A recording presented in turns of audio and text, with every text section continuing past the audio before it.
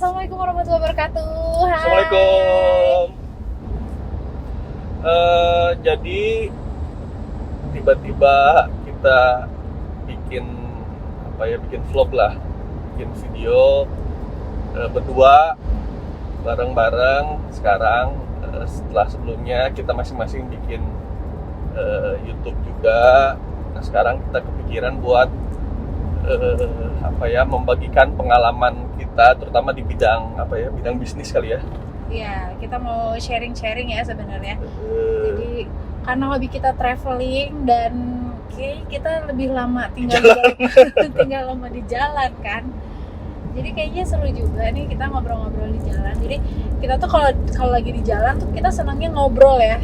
Ngobrol, mikirin ide baru atau enggak ngobrolin bisnis kita gitu. Karena sebetulnya kan kalau sambil nyetir terus nggak ada aktivitas ngobrol tuh biasanya cepet ngantuk. Jadi ya apapun lah kita obrolin gitu. Nah kepikiran buat yaudah deh apa yang kita obrolin kayaknya mungkin harapannya banyak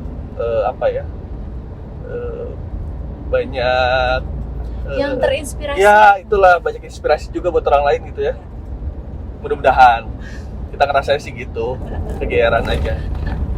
Jadi nanti kita bakal nyeritain gimana sih kita bisa bisnis bareng-bareng suami istri.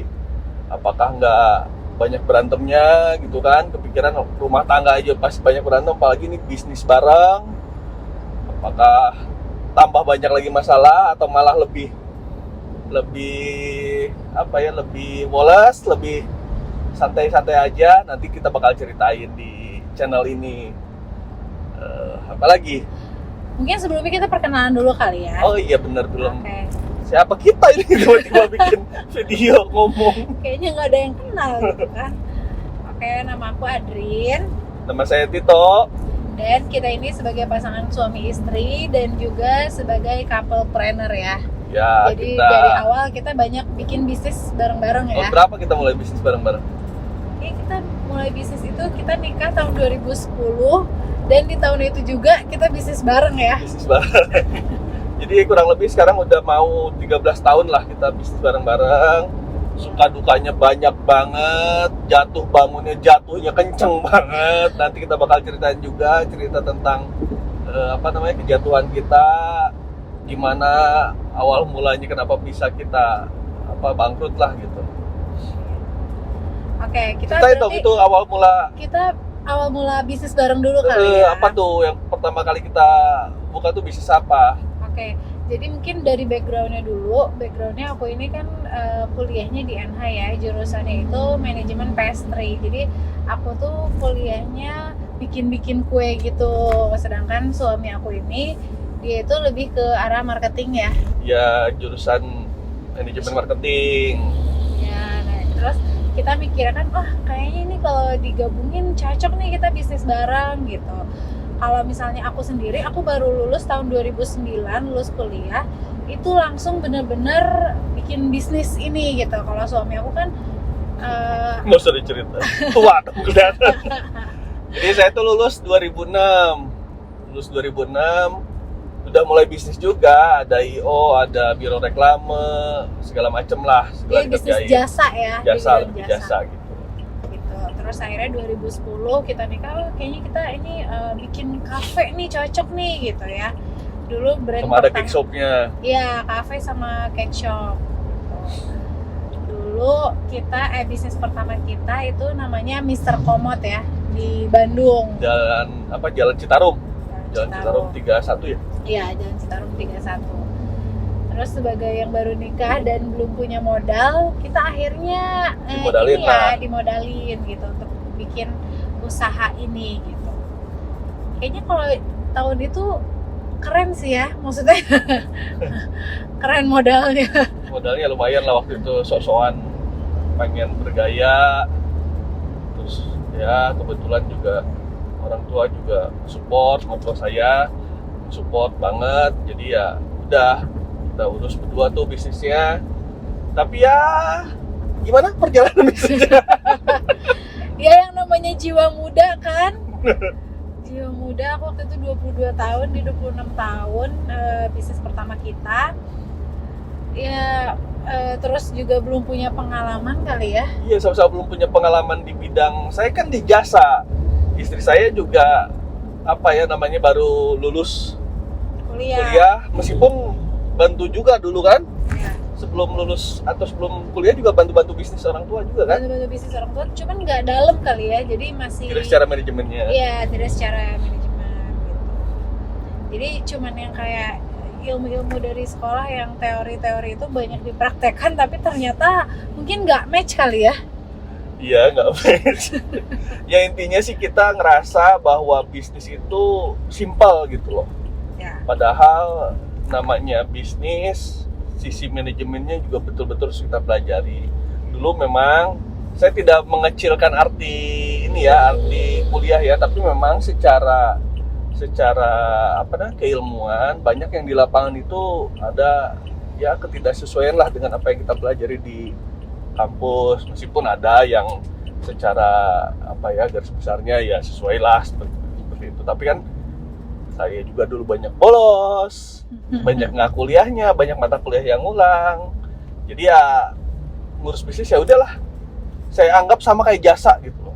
Jasa bukan ngurus produk gitu. Bisa berjalan sendiri gitu Bisa ya. jalan sendiri, cuman maintain orang udah selesai gitu. Ternyata enggak.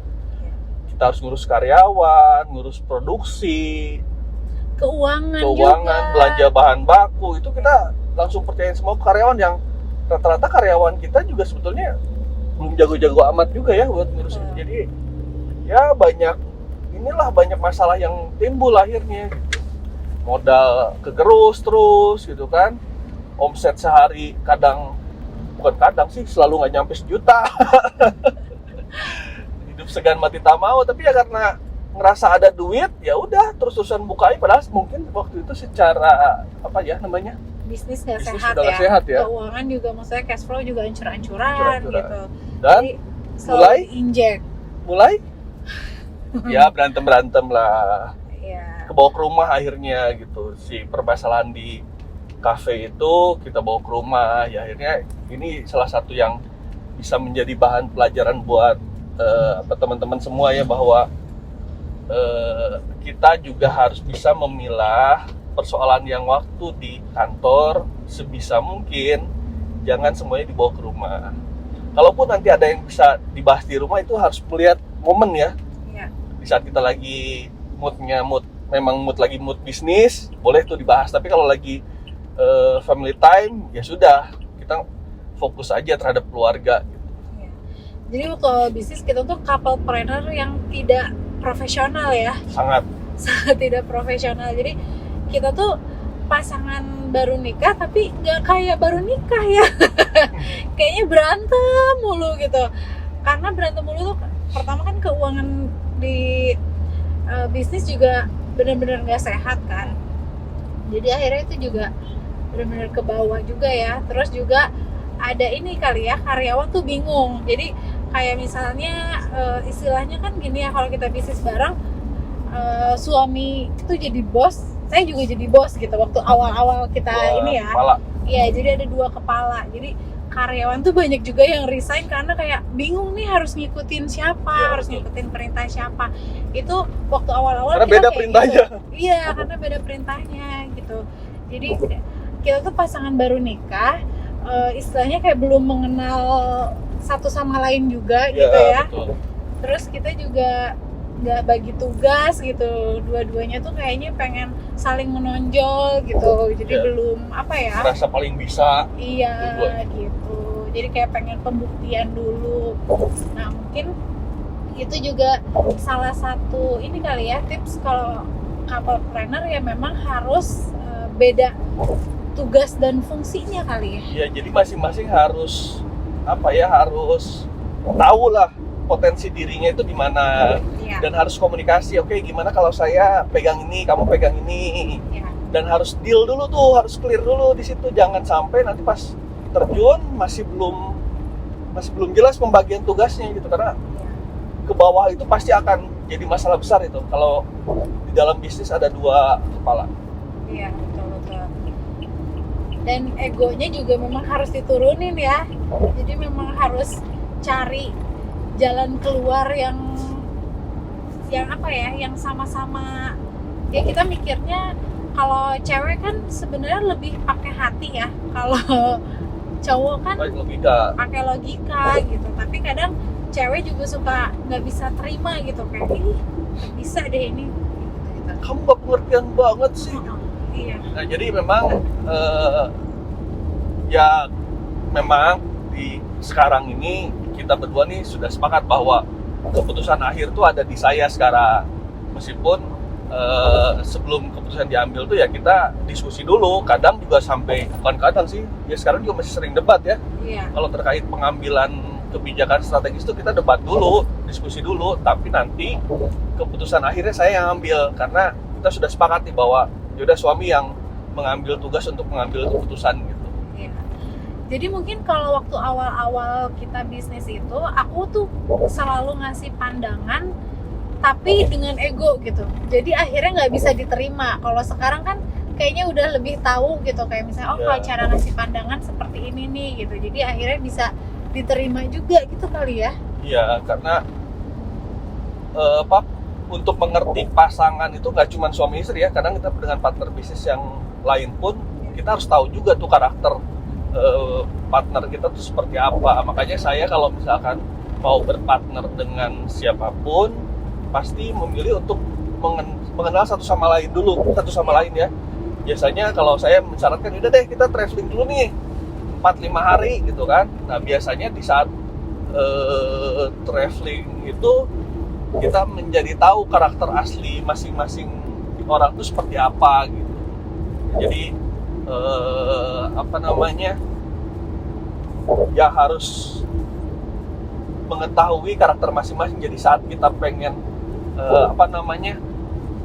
mengungkapkan saran, ide, ya kan, masukan di momen yang pas lah gitu. Dan caranya yang tepat juga. Iya. Jadi kita juga tahu ya masuknya dari Terus mana. Ini kita sekarang lagi di intermezzo dulu ya, lagi di Jalan Layang MBZ, OTW ke Jakarta mau ikut seminar. Ini ternyata isu polusi itu bener ya. Iya. Kabutnya gila banget nih. Makanya tadi aku rekam dulu nih. Iya. Nah, terus gimana? Kerasa banget. Iya. Jadi momen itu ya, momen untuk mengungkapkan saran harus pas, timingnya segala macam gitu. Terus cerita lagi tadi Mr. Komod. Oke, jadi si Mr. Komod ini kita tuh kalau bikin bisnis tuh mungkin kita dari dulu udah sadar kayak kita tuh harus punya value kali ya. Punya value beda dari yang lain gitu. Akhirnya kita waktu itu Mr. Komod pertama itu kita udah ditulisin tuh House of Cheese and Chocolate gitu ya. Jadi semua menu yang kita jual itu kalau nggak mengandung keju, mengandung coklat gitu kan. Atau campuran dua-duanya. Atau campuran dua-duanya gitu. Itu sih udah bener tuh. Value-nya udah bener gitu. Nah terus udah itu ini kali ya, kita tuh karena mungkin saya juga orang produk, jadi lebih perhatiin kalau misalnya si kafenya nggak laku, rumah makannya nggak laku, Itu produk yang bermasalah. itu produk yang bermasalah gitu. Padahal itu salah Belum ya. tentu juga. Iya. Belum tentu juga. Itu juga. Karena bisnis itu gak cuma produk, Iya. ya kan? Bisnis proses kan banyak banget. Gitu. Jadi kita tuh dari dulu senengnya ngulik produk aja, jadi nggak laku ganti produk lagi. Tapi kita tuh banyak melupakan hal-hal lain ya, kayak Terutama misalnya marketing. marketing sih gitu. Jadi kayak kenapa ya kafenya kok sepi terus gitu, padahal kita juga nggak ngelakuin marketing apa-apa Iya. gitu. Nggak, promosinya tidak dilakukan. Ya maksudnya bukan tidak dilakukan sih, minim banget lah gitu. Iya. Ngerasa ya udahlah orang juga nanti datang, padahal kafe di Bandung itu kan waktu itu 2010 itu bisa dibilang setiap bulan itu pasti ada kafe yang baru di Bandung kan. Ya. Dan ada yang tutup. Dan yang tutup. Dia lagi menjamur banget tuh 2010, 2008, 2009, 2010 tuh bisnis kafe di Bandung tuh lagi gila-gilanya, lagi booming lah gitu. Ya. Jadi yang kayak kita mikirnya kan kayak ya udahlah Mr. Komod ini udah di tengah kota nih, Strategis. di Citarum, iya strategis, dekat Gasibu dan segala macam gitu. Tapi ternyata itu juga nggak membantu gitu ya. Iya, si value-nya tidak terdeliver lah ke konsumen, tidak terdeliver. Tapi kan memang banyak faktor juga, apakah sisi tampilan, ya kan? Iya. Apa memang ketidaktahuan orang terhadap, atau memang produk yang kita tawarkan orang nggak peduli gitu loh, orang nggak butuh produk itu. Iya. Nah, waktu itu kita di Jalan Cilaki itu 5 tahun ya kita sewa ya. Iya, kita sewa 5 tahun. Terus di tahun keempat ya, atau tahun kelima kita bikin bisnis baru tuh. Di tahun ke-5 ya, pas Iya. udah mau tutup. Contoh kan? gilanya kita nih, bisnis belum bener bikin bisnis baru lagi. Bener banget. Ini juga tidak patut ditiru lah gitu. Iya. Ini pelajaran banget juga buat kita, mudah-mudahan teman-teman juga bisa ambil pelajaran dari pengalaman kami, bahwa di saat bisnis belum stabil, belum mature gitu kan, ya sebaiknya kita fokus dulu betulin si bisnis itu sampai betul-betul berjalan dan sudah menghasilkan gitu. Iya. Sampai benar-benar profit ya. Jadi, nah terus udah gitu kita juga bikin bisnis, maksudnya dengan modal yang lumayan besar, ya maksudnya besar kan? Banget. Besar banget kan? Bikin bisnis besar banget. Kita tuh nggak ada bisnis analisa sama sekali loh. Banget juga. Apa ya maksudnya, ya udah buka kafe, cake shop, udah buka aja. Iya. Iya. Kayaknya Cari tempat. orang suka deh ini gitu. Jadi kayak Iya. cuman asumsi kita doang gitu ya. Asumsi kita tidak ada kajian yang mendalam lah gitu. Ya memang insting pengusaha itu penting, tapi sebetulnya harusnya didukung juga dengan sisi data lah gitu.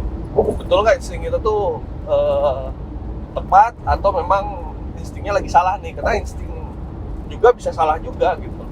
Ya. Jadi tips pertama mungkin itu kali ya, kalau mau bikin bisnis baru itu pertama harus bikin bisnis analisanya dulu ya. Kecil-kecilan lah, nggak usah nggak usah yang tebal segala macam.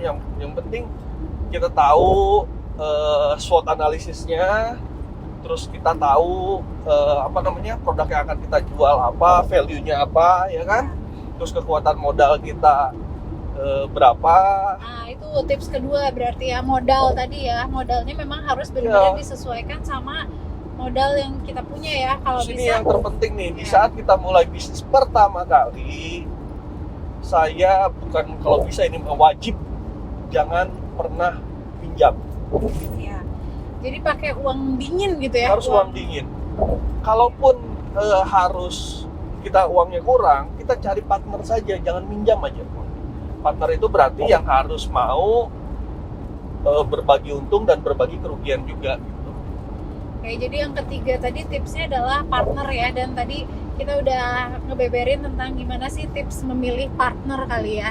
Ya, di pembicaraan kita sebelumnya udah saya coba ala saya. Kalau saya memilih partner, apa yang pertama kali saya lakukan yaitu ya udah saya ajak dia traveling dulu minimal 3 hari.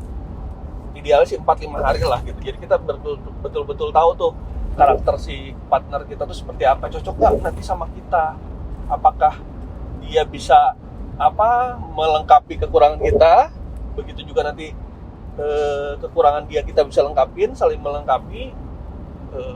Itu ketahuan tuh biasanya di saat kita traveling bareng gitu.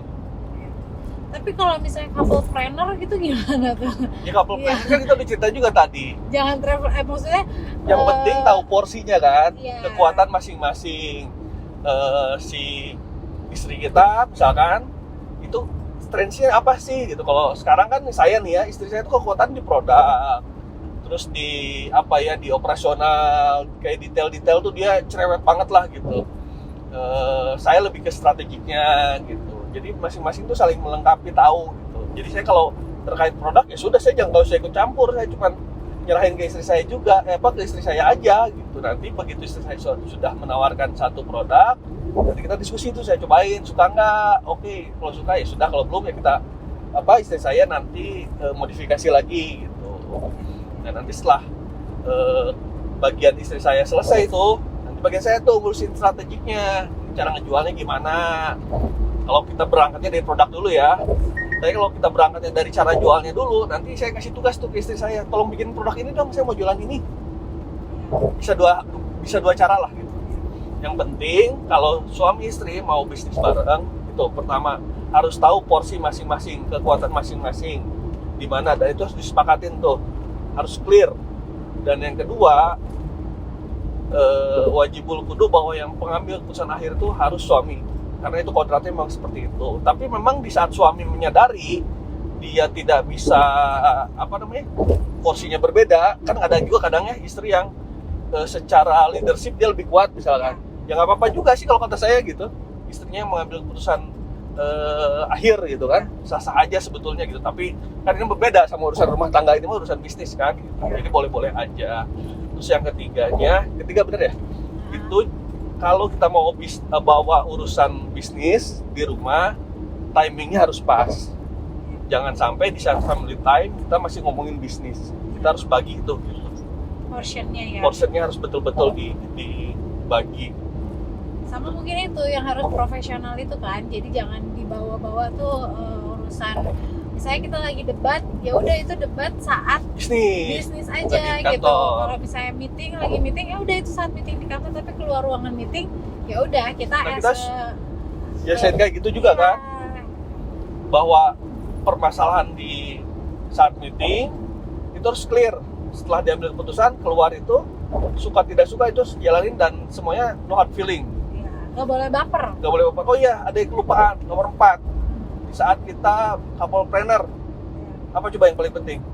Pisahin uang bisnis sama uang rumah tangga. Rekeningnya harus terpisah, jangan pernah disatuin. Dulu kita gitu ya, disatuin. Alhasil pusing ya. Nanti kita cerita deh kenapa itu juga harus dipisahin ya di episode di next video kita lah, insya Allah kalau